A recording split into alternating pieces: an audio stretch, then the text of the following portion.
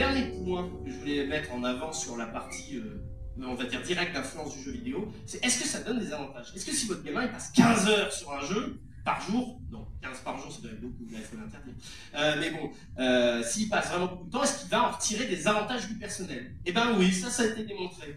Alors, en fait, c'est simple, parce que c'est de l'entraînement que vous faites.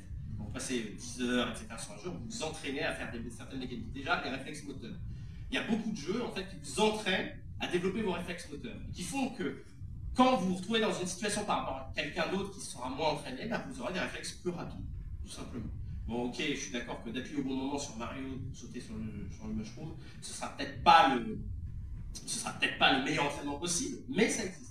Il y a des jeux, dont je parlerai un tout petit peu après, qui entre autres sont donnés aux pilotes de ligne. Et ils doivent s'entraîner sur ces jeux-là pour passer des examens de précision ou de choses. Deuxième point qui est mis en avant, la vision périphérique. Alors ça c'est connu depuis les années 90, parce que les années 90 c'est les années où les FPS se sont énormément développés, FPS First Player Shooter, c'est-à-dire des jeux où vous êtes derrière votre fusil, vous tirez sur les gens, etc. Et c'est des jeux en fait, si vous voulez être bon, eh ben, il ne faut pas regarder, vos yeux ne regardent pas le centre de l'écran, ils regardent énormément le bord, parce que bien sûr, le gars qui va arriver, vous tirez dessus, il n'est pas au milieu de l'écran, il vient forcément sur le côté. Donc naturellement, vous développez en fait une acuité visuelle qui va vous faire voir tous les problèmes sur le bord.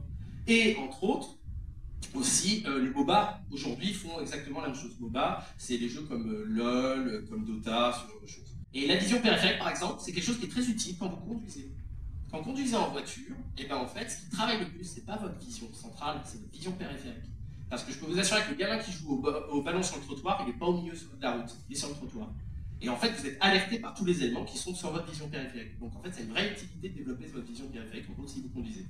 Ensuite, calcul mental. Ça, c'est des études qui étaient très marrantes, qui ont été faites entre autres en Chine, qui l'ont montré. C'est que tous les joueurs de jeux de gestion étaient vraiment meilleurs en calcul mental, mais vraiment beaucoup, que les autres. Alors, là, on ne sait pas du coup s'il y a une corrélation cause-conséquence, c'est-à-dire, est-ce que c'est parce qu'ils sont dans le calcul mental qu'ils vont faire des jeux de gestion, ou est-ce que c'est parce qu'ils jouent beaucoup à des jeux de gestion qu'ils développent le calcul mental? Aujourd'hui, on a plus tendance à dire, donc la numéro 2, c'est parce qu'ils font des jeux de gestion, ça les entraîne à calculer tout le temps. Bah oui, parce que dans un jeu de gestion, quand vous voulez augmenter les impôts, quand vous voulez, construire quelque chose de nouveau, vous allez faire des dépenses, et donc vous faites des soustractions, des multiplications par des pourcentages, etc., pour avoir un ordre de grandeur.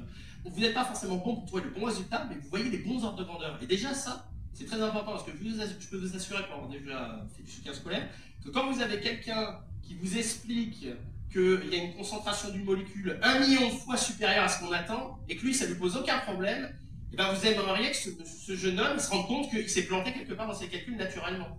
Voilà, donc déjà c'est pas mal ce genre de choses. Et enfin, l'apprentissage de l'anglais. L'exemple que je donne souvent, et surtout pour ceux de ma génération, il y avait beaucoup de jeux qui n'étaient qu'en anglais. Alors c'est marrant, quand vous débarquez en 6e, vos mots de vocabulaire en anglais c'est sword, helmet, voilà. Mais vous savez ce que veut dire une épée et un casque en anglais. Donc parce que vous pratiquez de l'anglais sans le vouloir, vous regardez beaucoup de choses. Et ça vous aide aussi à apprendre l'anglais. Après, c'est pas du bon anglais, mais de l'anglais de cuisine, vous pouvez arriver à vous faire comprendre. Vous avez un petit avantage. Après, par exemple, beaucoup de gens le disent, si vous voulez progresser en anglais, il suffit de regarder des séries en anglais sous-titrées en anglais. Et c'est exactement le même mécanisme en fait, que vous développez. C'est parce que vous êtes obligé pour comprendre de pratiquer la langue, du coup vous faites un effort d'apprentissage. Voilà.